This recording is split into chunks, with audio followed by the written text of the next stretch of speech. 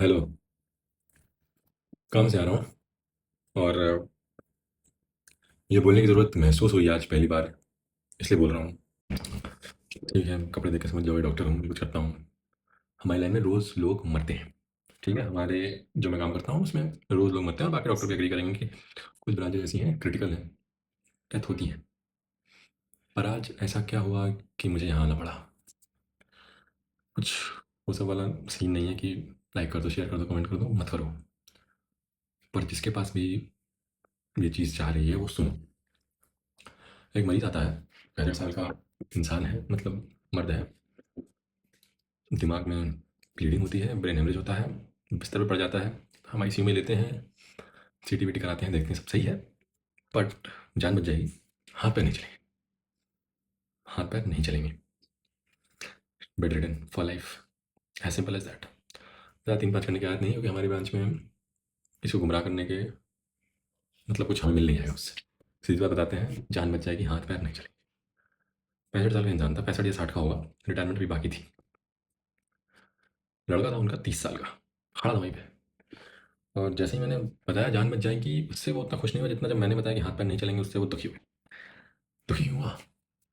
That man was the sole earning member of his family. 4 लोगों का परिवार था, बहन, भाई, माता पिता। भाई कुछ नहीं करता है 30 साल तक, क्यों? जॉब का वेट कर रहा है, गवर्नमेंट जॉब का वेट कर रहा है। कभी बात की मैंने उससे कि क्या हो गया। मैंने नहीं की, उसने ही खुद की, कि डॉक्टर साहब हाथ पैर नहीं चलेंगे तो कैसे होगा। मैंने पूछा क्या हो गया, तो उनका कहना था कि he was the sole earning member of our family.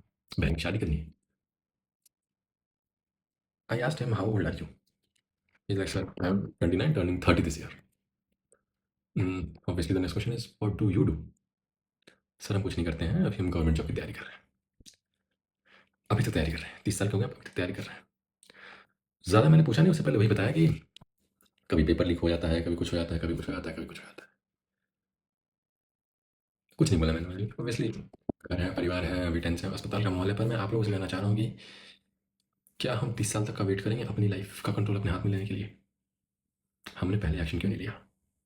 क्यों हम एक कोप मंडूक बन के रह गए कि हमें यही करना है, सरकार के भरोसे हैं हम?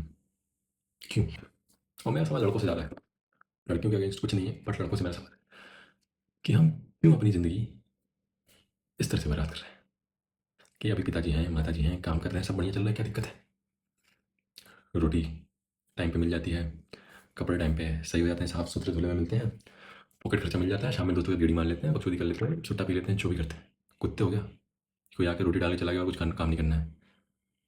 अब बहाने, मैंने उस इंसान को नहीं कहा, पर मुझे उस इंसान की मतलब मैंने पूछा उससे पहले, उसके बहाने रेडी थे, उसकी आंखों में दिख रहा था कि कोई भी ये पूछेगा, I am pretty sure he had a prepared answer. वो कोई भी ये पूछता था, सबको यही बोलता होगा कि मेरी गवर्नमेंट जॉब की मैं तैयारी कर रहा हूँ, तैयारी पूरी है, हर बार अच्छी पेपर लीक हो जा रहा है, एग्जाम कैंसिल हो जा रहा है, रिजल्ट डिले हो जा रहा है। क्यों भाई?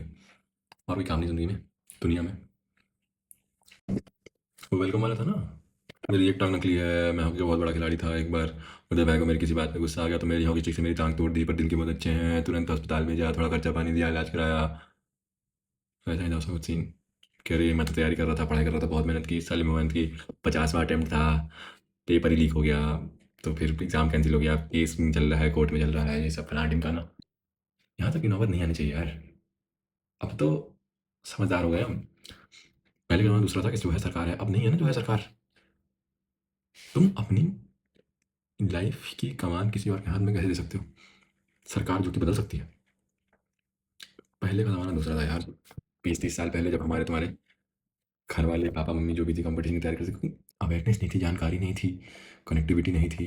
एक ही तरीका था गरीबी से निकलने का कि सरकारी नौकरी करो और आगे बढ़ो। नौकरी पाने का ही तरीका था, प्राइवेट कंपनी नहीं थी, सरकारी कंपनी नौकरी देती थी। तो इसलिए सरकारी नौकरी का प्रचलन था। इसलिए नहीं कि तुम उसे अपना शेल बना लो। इस तरीके पैसे कमाने यार। और कोई भी ये सब वाली बात अब नहीं रही, रिस्पेक्टेबल जॉब और ये सब ठीक है। वही रईस वाली बात है, कोई भी धंधा छोटा या बड़ा नहीं होता, धंधे से कोई धर्म नहीं होता। कोई भी काम जिससे तुम्हारा घर चल रहा है, तुम्हारे घर में रोटी आ रही है, तुम्हारे घर वाले खुश हैं, उनका पेट भरा हुआ, रात में चैन की नींद सो पा रहे हैं, दवा दारू की तकलीफ नहीं हो रही है। हाँ, दवा और दारू दोनों की तकलीफ नहीं हो रही है। अगर तुम दारू अफोर्ड ना भी कर पाओ, कम से कम इतना तो हो कि तुम्हें दवा के लिए किसी का मुंह ना देखना पड़े, और माँ बाप खुश रहें। इतना कर लो यार।